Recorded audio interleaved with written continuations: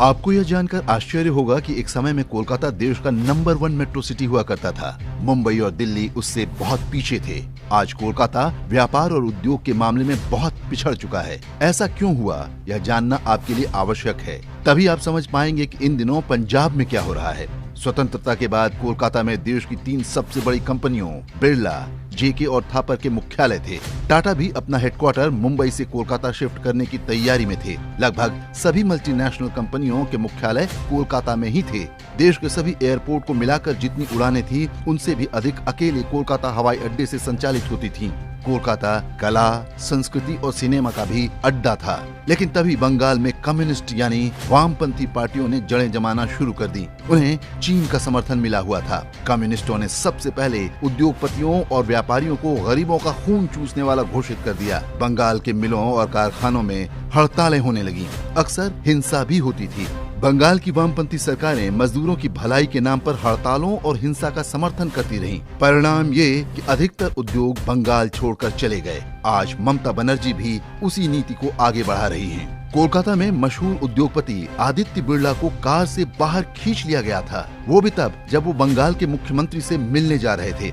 वामपंथी गुंडों ने उनके कपड़े फाड़ दिए। इस घटना से वो इतने दुखी हुए कि फिर कभी बंगाल नहीं गए और अपनी पूरी कंपनी को मुंबई स्थानांतरित कर दिया। इस घटना के बाद टाटा ने भी कोलकाता जाने का अपना फैसला हमेशा के लिए रद्द कर दिया।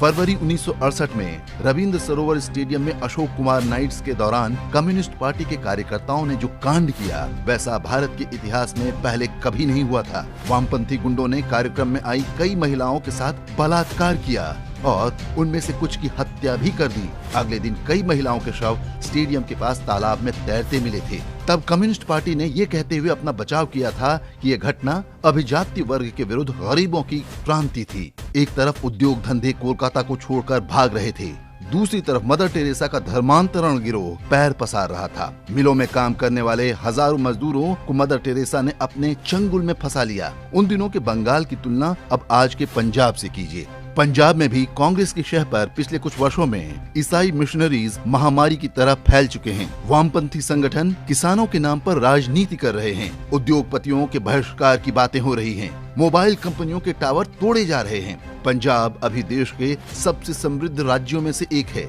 एक बार वहाँ की अर्थव्यवस्था चौपट हो गई तो ईसाई मिशनरियों की लॉटरी लग जाएगी। भारत को 5 ट्रिलियन इकोनॉमी बनाने का प्रधानमंत्री नरेंद्र मोदी का सपना ध्वस्त हो जाएगा।